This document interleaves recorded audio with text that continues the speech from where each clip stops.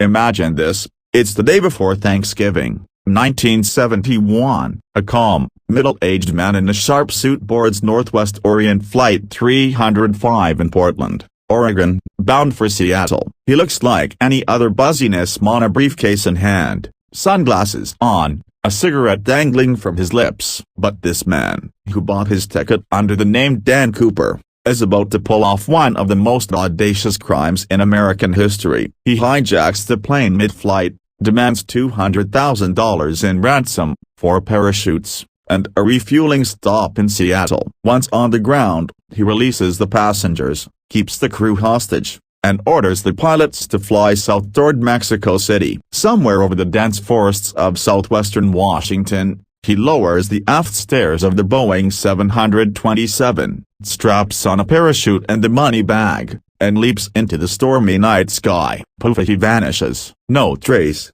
no body, no arrest. Over 50 years later, the FBI still can't find him. Why? Buckle up, folks, because we're diving deep into this enduring mystery, step by step, like unraveling a thriller novel that's still being written. Let's start at the beginning, because to understand why D.B. Cooper remains a ghost, you have to grasp how perfectly he orchestrated his escape. Picture the scene. It's November 24, 1971, a rainy afternoon in Portland. Cooper boards the flight with about 35 other passengers. He's polite, unassuming, and described by witnesses as a man in his mid-40s, about 6 feet tall, with olive skin and dark hair. He sits in seat 18C, orders a bourbon and soda, and lights up a Raleigh cigarette. Not long after takeoff, he passes a note to flight attendant Florence Schaffner. "Miss, I have a bomb in my briefcase." She thinks it's a joke at first,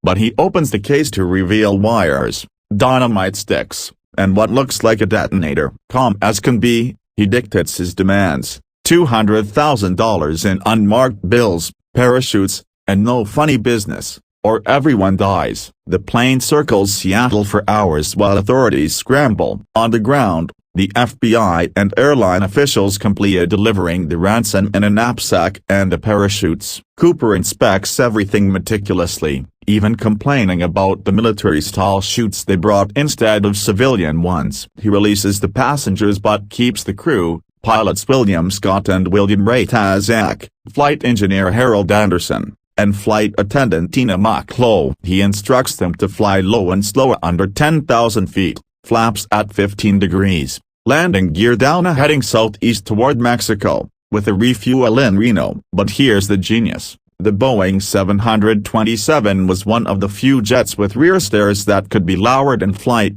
allowing an exit mid-air without depressurizing the cabin fatally. Around 8:13 p.m., somewhere between Seattle and Reno, the crew feels a pressure bump of the stairs to Boeing. They call back on the intercom, no answer. When the plane lands in Reno, Cooper's gone, along with the money, 2 parachutes, and his tie. The FBI swarms the scene, but there's zilch and no fingerprints, no usable DNA at the time, just cigarette butts and that clip-on tie left behind. The search begins immediately: helicopters, ground teams, even submarines in nearby Lake Merwin. But the drop zone? It's a vast wilderness of thick forests, rivers, mountains in the aerial area of Washington. Storms that night would have made survival tough, let alone evasion. Cooper could have landed in trees, drowned in the Columbia River, or simply hiked out undetected. Right from the jump, the odds were stacked against finding him alive or dead. Fast forward to the early investigation. The FBI, codenaming the case Norjack, throws everything at it. Over 1,000 suspects are interviewed in the first few years alone. They trace the ransom serial numbers, publishing lists in newspapers hoping someone spots the bills in circulation. But nothing turns up until 1980. That's when an 8-year-old boy named Brian Ingram, vacationing on Tina Bar along the Columbia River, digs up $5,800 in decaying $20 bills. Serial numbers match the ransom. Jackpot? Not quite. It's only 3% of the money, bundled as delivered. Theories explode.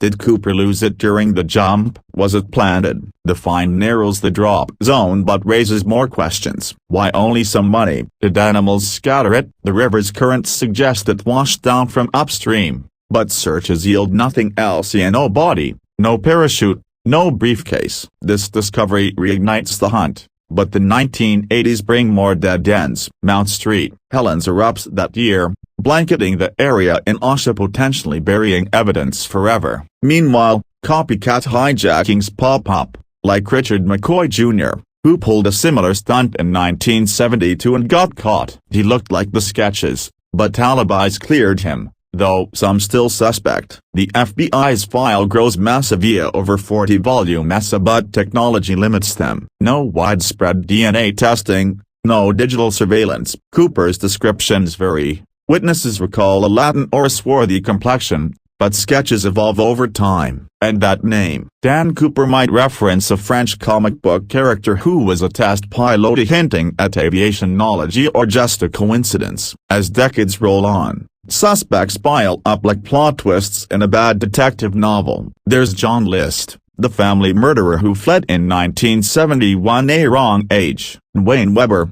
whose dying words to his wife were allegedly, "I have a secret, I'm Dan Cooper." She reported it in 1995. FBI checked, no match.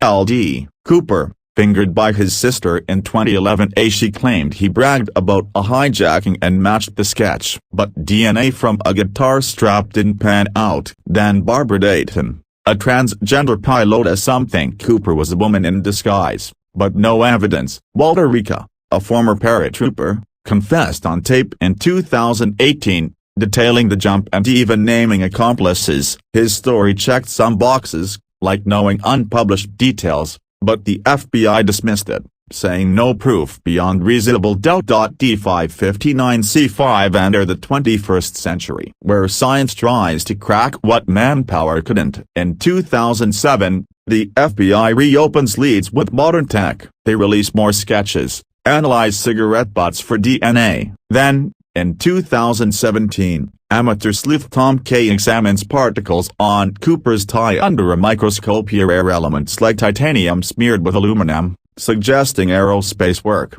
perhaps at Boeing or a subcontractor. FC65D0 Eric Cullis, a dedicated investigator, traces a patent for that alloy to a Pittsburgh firm, pointing to Vince Peterson, a deceased engineer who smoked relays and wore ties like Cooper's. In 2023, FBI files reveal over 100,000 particles on the tie, including bismuth and unalloyed titanium, exotic stuff tied to 1960s aerospace. 771075 Cullis calls Peterson a compelling person of interest, but without DNA confirmation, it's speculation. CD6AB3.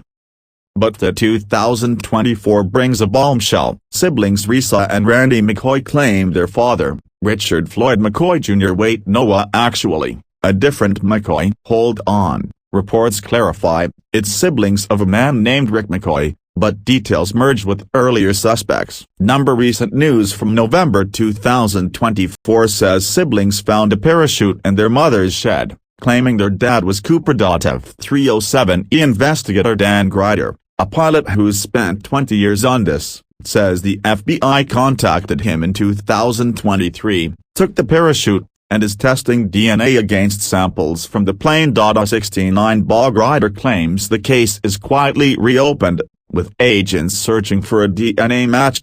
For a 9706 the father, allegedly a Mormon bishop and veteran, matched the description and had skydiving skills. But the FBI won't confirm, sticking to their 2016 closure statement. A 96 TB8 So, why hasn't the FBI nailed this yet? Let's break it down. First, the perfect crime elements. Cooper chose a plane with a unique escape hatch, demanded non-traceable money, and jumped into an unsearchable wilderness. The drop zone was miscalculated initially. A flight path uncertainties meant hundreds of square miles to comb. Weather was brutal, winds up to 200 miles per hour, freezing rain as survival odds low, so maybe he died. Body claimed by Nature. 3C3BC2 No accomplices apparent, no boasts, no spending sprees. The money never circulated widely, suggesting he laundered it smartly or lost it. Second, investigative hurdles.